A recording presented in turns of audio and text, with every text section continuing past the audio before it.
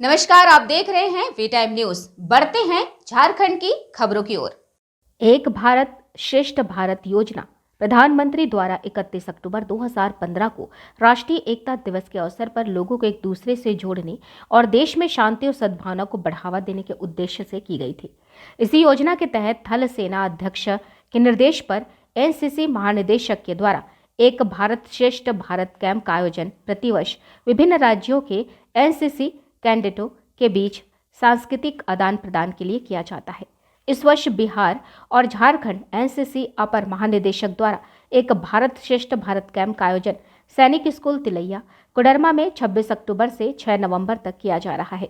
इस कैंप में ओडिशा, बिहार और झारखंड प्रदेशों के सुदूरवर्ती और पिछड़े क्षेत्रों जैसे गंजम, ढेकानाल, दुमका, पाकुड़, जामताड़ा, नवादा और बेगूसराय से भी एनसीसी कैडेट्स इस कैंप में शामिल हो रहे हैं। इस कैंप के दौरान इन्हें राष्ट्रीय एकता, पर्यावरण संरक्षण, व्यक्तित्व विकास और रोजगार के अवसरों के बारे में जानकारी और प्रशिक्षण दिया जा रहा है। इस कैंप में एनसीसी कैडेट्स को ऐतिहासिक नालंदा विश्वविद्यालय के पर्यटन स्थल पर भ्रमण के लिए ले जाया जा रहा है। साथ ही कैंप के दौरान एनसीसी कैडेट के सर्वांगीण विकास के लिए तरह तरह की सांस्कृतिक प्रतियोगिताओं का आयोजन किया जा रहा है। इस शिविर के माध्यम से विभिन्न राज्यों से आए हुए एनसीसी कैडेटों को एक दूसरे की संस्कृति को समझने का अवसर और उनके बीच एक राष्ट्र की भावना को बढ़ावा मिलेगा। इस शिविर के दौरान 5 नवंबर को रंगारंग सांस्कृतिक कार्यक्रम का आयोजन किया जाएगा, जिसमें अन्नपूर्णा देवी केंद्रीय शिक्षा राज्य मंत्री को मुख्य अतिथि के रूप में आमंत्रित किया गया है।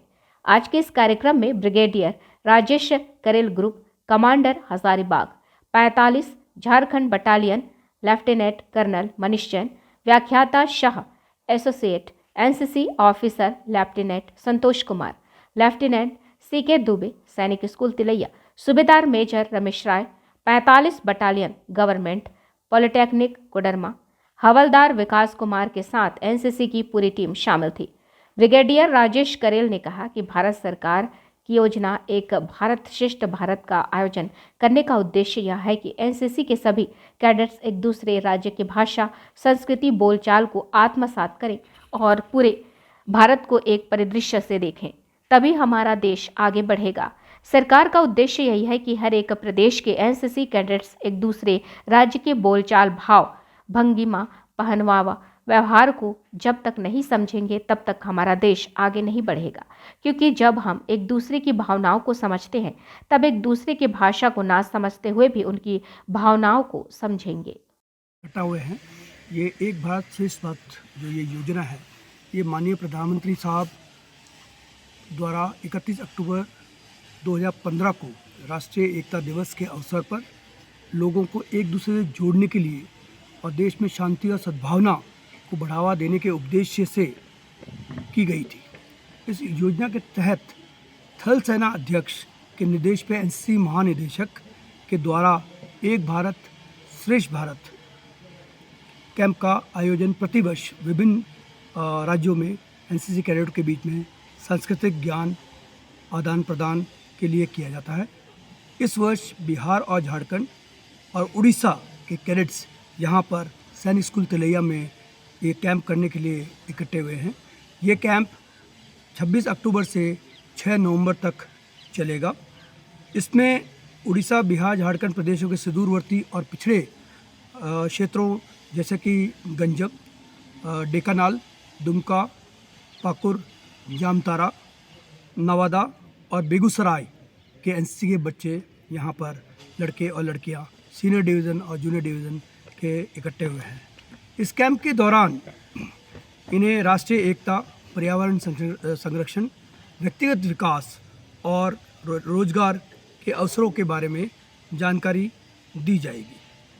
मैं यही बताना चाहता हूँ, इस शिविर के दौरान 5 नवंबर को रंगारंग सांस्कृतिक कार्यक्रम का आयोजन रखा गया है, जिसमें हमने माननीय श्रीमती अन्नपूर्णा देवी जो कि केंद्रीय शिक्षा राज्य मंत्री है, उनको आमंत्रित किया है और वो आके बच्चों को संबोधित करेंगी और उनका हौसला अफजाई करेंगी। ये कार्यक्रम सैनिक स्कूल तिलैया के इस परिसर में ही होगा। टोटल कितने कैडेट्स यहाँ पार्टिसिपेट कर रहे हैं सर? ये तकरीबन 650 बच्चे यहाँ पर आए हैं और उनके साथ जो उनके शिक्षक हैं तकरीबन 10 से 12 जो लेडी जीसीआईज हैं या लेडी ANOs और मेल ANOs हैं वो उनके साथ में आए 3 हैं। स्टेट मिलाकर। हाँ जी, सबको मिला के ये तकरीबन 650 लोग हैं जो इकट्ठा होकर यहाँ से हमने एक बॉम्बे की एक NGO है उनको ही बुलाया है जो उनको विभिन्न जो कार्यक्रम है या रोजगार हैं उसके बारे में बताते हैं और प्रशिक्षण देते हैं। वो आगे NCC के क्या फ़ायदे हैं और कहाँ कहाँ उनको ये रोज़गार मिल सकता है ये भी हम उनको बताने की कोशिश कर रहे हैं।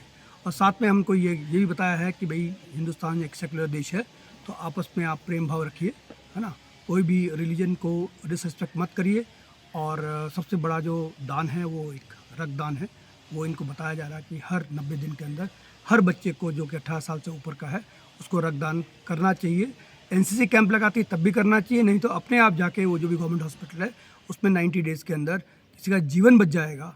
तो इसकी हम इनको उत्साहित कर रहे हैं और इनको प्रेरणा दे रहे हैं कि ज़िंदगी में जो भी मिले उसको रक्तदान पक्का करना चाहिए। ये हमारा उद्देश्य है। यहाँ पर सांस्कृतिक आदान प्रदान का है।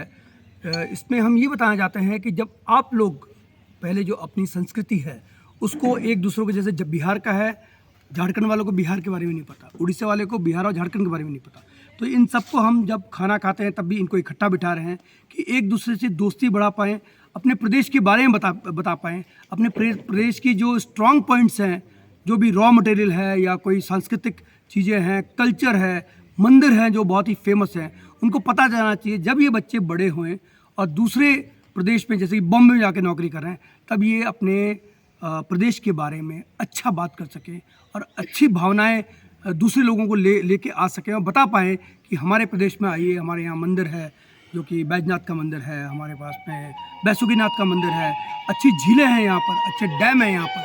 तो ये सब जब बाहर जाके बच्चे बड़े होंगे और ये प्रेरणा देंगे बाकी लोगों को, जैसे कि हम लोग राजस्थान के हैं तो हम बताते हैं कि यहाँ आइए, जैसलमेर आइए, आप जोधपुर आइए, तो लोग बाहर खींचे चले आते हैं। वैसे ही इस जो प्रदेश हैं बिहार, उड़ीसा और झारखंड, इसको बढ़ावा देने के लिए, जैसे कि हमारा हॉकी हो रहा है अभी, तो हॉकी यहाँ क्यों हो रहा है, बॉम्बे में क्यों नहीं हो रहा? क्योंकि आधी टीम जो है वो बिहार, झारखंड और उड़ीसा की है। इसलिए जो एशियन चैम्पियनशिप हो रही है वो इसलिए यहाँ रखी गई है। ये बच्चों को पता होना चाहिए ये यहाँ क्यों रखी गई है, क्योंकि आधी टीम तो आपकी यहीं की, इसी प्रदेश की है। तो ये जाके इन्होंने बाहर ये फैलाना है कि हमारा प्रदेश श्रेष्ठ प्रदेश है और सारे प्रदेश श्रेष्ठ हैं, इसलिए भारत श्रेष्ठ है। इसका उद्देश्य है कि एक राष्ट्र की भावना को जागृत करना। तो हम बच्चों को जो यहाँ ट्रेनिंग देते हैं, जो यहाँ इनके शिक्षक हैं, वो नेशनल इंटीग्रेशन के बारे में उनको तरह तरह से उनको जानकारी देते हैं। जैसे अब ये क्या करेंगे, बच्चे एक दूसरे की भाषा को सीखने के यहाँ पर इनका क्लास चलेगा। ये उड़िया भाषा और जो यहाँ की लोकल भाषा है उसके बीच में बच्चे एक दूसरे से सीखेंगे। हमारा एम ये है कि जब बच्चे ये 12 दिन का कैंप करके जाएं तो दोनों आम बोलचाल के कम से कम 15-20 सेंटेंसेस जो है वाक्य, वो एक दूसरे के पता हो। ये एक दूसरे का परिवेश जो है, अभी हम इनका यहाँ पर एक कंपटीशन कराएंगे जिसमें ये एक दूसरे की वेशभूषा को पहनेंगे। लोग दोनों आपस में, दोनों स्टेट, तीनों स्टेट एक दूसरे को सिखाएंगे कि ये वेशभूषा हमारी ऐसी है तो आप इसको पहनिए, वो अपनी वाली इनको पहना कर दिखाएंगे, जिससे कि दोनों के बीच में एक समन्वय बैठे। एक जो जैसा कि आपको साहब ने पहले भी बताया कि हम सब अलग अलग बैठे रहते हैं, जब भी कहीं पे जाते हैं हमारे ग्रुप बन जाते हैं। वो ग्रुप ना बनकर हम एक राष्ट्र भावना की तरीके से एक भारतीय बन सके, वो सारी चीज़ यहाँ पर इनको सिखाने का प्रयास है। और मुझे लगता है कि ये 12 दिन ख़त्म होते होते हम इस उद्देश्य में काफ़ी हद तक इसको कर पाएंगे। हम एनसीसी कैडेट्स को 2 दिन की फ्री ट्रेनिंग देते हैं किसी भी कैंप में सॉफ्ट स्किल्स के लिए, ताकि जब वो जॉब के लिए जाते हैं तो इस ट्रेनिंग के थ्रू वो बाकी जो दूसरे कैडेट्स हैं या दूसरे बच्चे हैं उनके मुकाबले में ये लोग अपने जॉब्स थोड़ा जल्दी और शायद थोड़ा ज़्यादा सैलरी पे ले सकें इन स्किल्स को यूज़ करके। आप मैम कहाँ से हैं? मैं बैंगलोर से आई हूँ सर। मैम आप झारखंड आए, तब को कैसा लग रहा है? मुझे तो बहुत अच्छा लगा सर। हम लोग रांची पहुँचे थे एक्चुअली फ्लाइट से, और वहाँ से वंदे भारत पकड़ के ट्रेन यहाँ आए तो पूरा बहुत ग्रीन है रास्ता, काफ़ी हरियाली देखी एक्चुअली, और यहाँ भी सब सेटअप बहुत अच्छा है।